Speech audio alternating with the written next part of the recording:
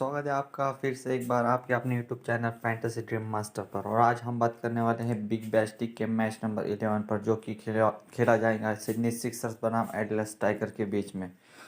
दोस्तों, पिछला मैच हमारे लिए बहुत ही शानदार गया था, जो कि हॉबर्ट हरिकेन्स बनाम मेलबर्न रेनेगेट्स के बीच में हुआ था। वहाँ पर जो हमने प्रिडिक्शन दी थी वो वो बहुत ही बेहतरीन प्रिडिक्शन थी, जिसमें इंग्राम बेहतरीन फॉर्म में चल रहे थे। और मैकडरमोट के जिस तरह हमने कहा था कि आप एरन फिंच की जगह पर ट्राई कर सकते हैं, तो वो हमारी प्रेडिक्शन बहुत ही सही और सटीक थी।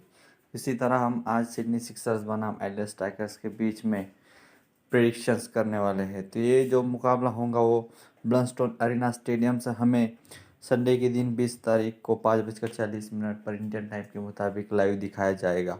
दोस्तों, अगर आप इस चैनल पर नए हैं तो चैनल को सब्सक्राइब ज़रूर कीजिए, ताकि हमारी आने वाली लेटेस्ट और अपडेट वीडियो आप तक जल्द से जल्द पहुँचे।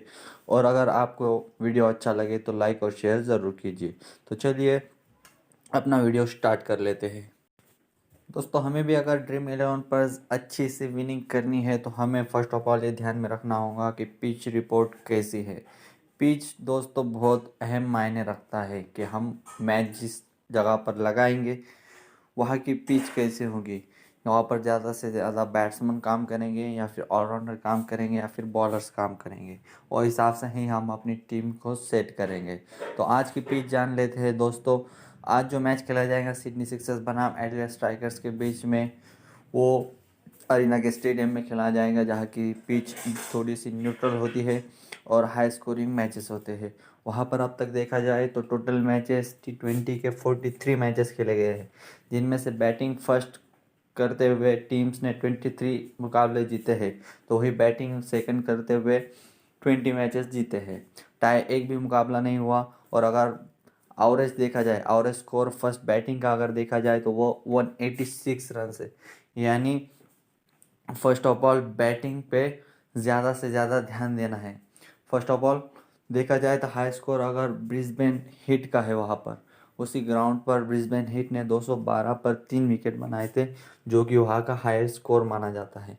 और अगर हेड टू हेड की बात की जाए, हेड टू हेड जो कि सिडनी सिक्सर्स और एडिलेड स्ट्राइकर्स के बीच में है, तो सिडनी सिक्सर्स ये बिग बैश लीग की सबसे बेहतरीन टीम है और सबसे खतरनाक टीम है, जो कि दोनों के बीच में जो अब तक के आमना सामना हुआ है, जिनमें 5 मैचेस खेले गए, जिनमें से सिडनी सिक्सर्स 4 बार जीत चुका है। जी हाँ, 4 बार जीत चुका है। और एडिलेड स्ट्राइकर सिर्फ एक ही बार जीता है। यानी कि आप जान लेते हैं कि सिडनी सिक्सर्स का पकड़ा कितना भारी है और वो कितनी बेहतरीन और कितनी खतरनाक टीम है। तो आगे बढ़ते हैं स्कोरिंग पैटर्न्स की तरफ। तो स्कोरिंग पैटर्न जो ग्राउंड का है अभी तक, तो वो बिलो स्कोर 150 सिर्फ एक ही बार हुआ है। सिर्फ बिलो 150 एक ही बार हुआ है। बाकी जितने भी गेम खेले गए वहाँ पर सब अबव 150 के बाहर ही थे।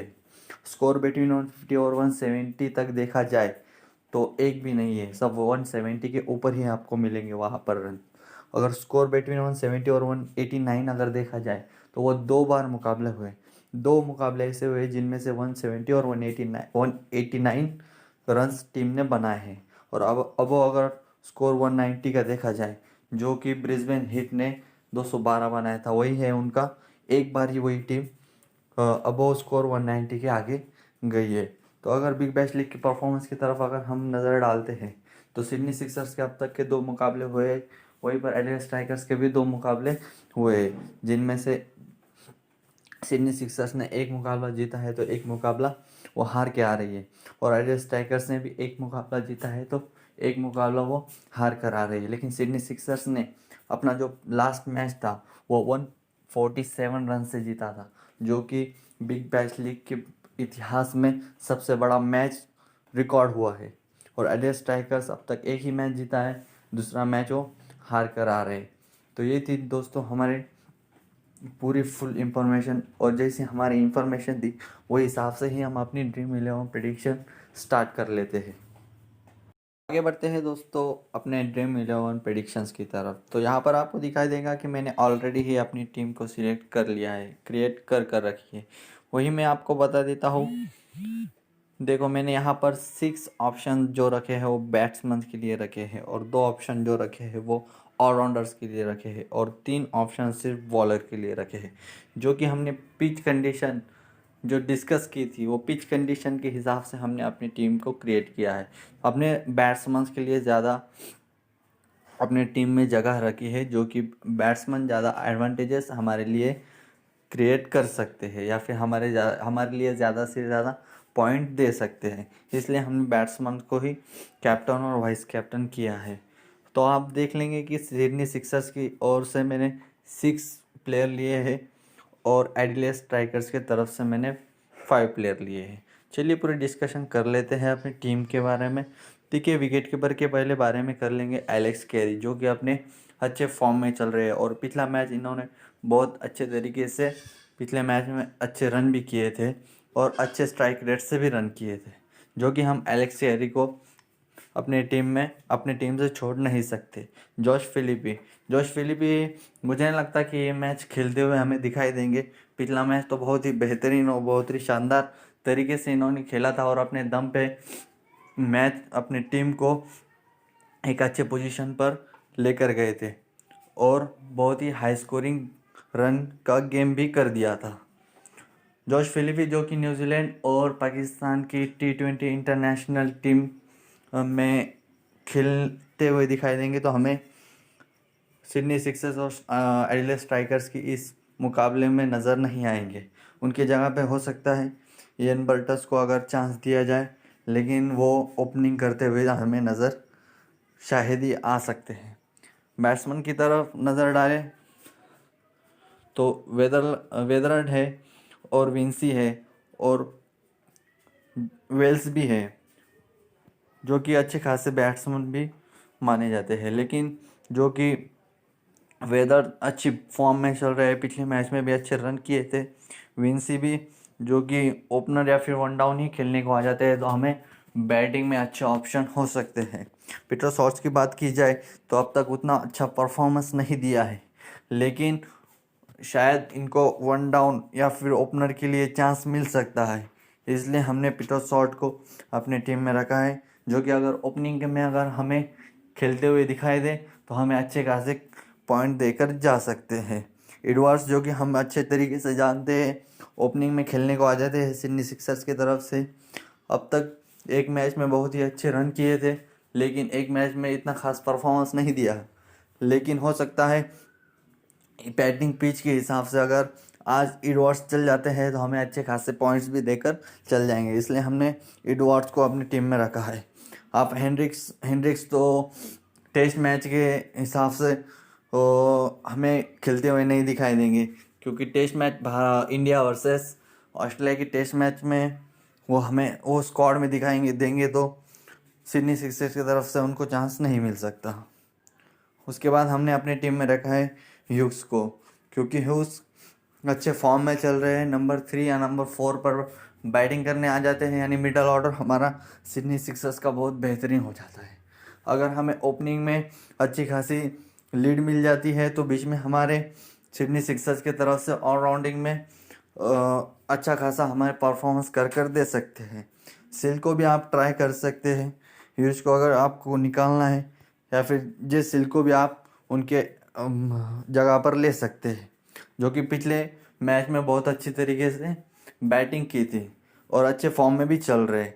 लेकिन हमने अपने टीम में ह्यूज को चांस दिया है, क्योंकि बैटिंग कंडीशन के हिसाब से सिल्क के ऊपर खेलने को ह्यूज आ जाते हैं। तो नंबर 3 नंबर 4 पर हमें ह्यूज खेलते हुए दिखाई दे सकते हैं। उसके बाद मुझे नहीं लगता कि कोई ऐसा प्लेयर है जिसको चांस मिल सकता है। अब बात कर लेते हैं ऑलराउंडर की तरफ से। ऑलराउंडर की बात की जाए तो आप अपने टीम में रेंशो को और क्रिस्टियन को भी रख सकते हैं, या फिर ब्रैथवेट को भी रख सकते हैं। लेकिन ब्रैथवेट तो हमें बॉलिंग और बैटिंग दोनों भी ऑप्शन करा कर दे सकते हैं। आप क्रिस्टियन को छोड़कर ब्रैथवेट को भी रखना चाहें तो रख सकते हैं, लेकिन क्रिस्टियन भी हमें 2 या फिर 3 या फिर कभी कभी 4 और भी डाल कर दे देते हैं। और अगर मिडल ऑर्डर में सिडनी सिक्सर्स की तरफ से हमें बैटिंग करते हुए भी नज़र आ सकते हैं। रेंशो को अगर देखा जाए तो एडिलेड स्ट्राइकर्स की तरफ से 2 या फिर 3 ओवर कम से कम दिए जाते हैं, जो कि अच्छे मायने में माने जाएंगे। अगर विकेट चटकाते हैं तो हमें विकेट के भी पॉइंट दे कर जाएंगे, और अगर बैटिंग में अगर मिडल ऑर्डर में हमें थोड़ा सा कुछ मिलता है तो हमें उसमें भी अगर ये पॉइंट देकर जा सकते हैं। अगर बॉलिंग स्क्वाड की बात की जाए तो पीटर सीडल, जो कि पिछले मैच में बहुत ही बेहतरीन गेंदबाजी की थी और इम्पोर्टेंट विकेट चटकाए थे, जो कि हम इनको एडिलेड स्ट्राइकर्स की तरफ से बहुत अच्छी बॉलिंग की थी, इसलिए हम इनको अपने टीम में ज़रूर रखेंगे। आप चाहे तो राशिद खान को भी इनकी जगह पर ले सकते हैं, लेकिन बॉलिंग ऑप्शन हमने अपने जगह सिर्फ 3 ही रखे हैं। उसके बाद आप ओवरऑल को भी ट्राई कर सकते हैं, एगर को भी ट्राई कर सकते हैं, या फिर मेनेंटी को भी ट्राई कर सकते हैं अगर आप स्मॉल लीग में जाना चाहते हैं तो। लेकिन ग्रैंड लीग में मैं आपको डॉर्शिस और ओकीफी को ही आपको सजेस्ट करूंगा कि आप इनके साथ ही ग्रैंड लीग में जाएं, क्योंकि अच्छे और अच्छे से बॉलिंग भी और सही लाइन और लेंथ में भी बॉलिंग करते हैं और विकेट गिरने के ज़्यादा से ज़्यादा चांसेस क्रिएट करते हैं। इसलिए मैं आपको ग्रैंड लीग में सजेशन इन तीनों प्लेयर का ही देना चाहूँगा। आप अगर स्मॉल लीग में जाना चाहते हैं तो इनके अलावा या फिर इनको लेकर कोई और प्लेयर को लेकर भी स्मॉल लीग में जा सकते हैं। तो ये थी हमारी टीम, और हमने इस तरीके से अपने कैप्टन और वाइस कैप्टन को चूज़ किया था। फिर से एक बार देख लेते हैं, हमने वेदर को कैप्टन किया है और विंसी को वाइस कैप्टन किया है।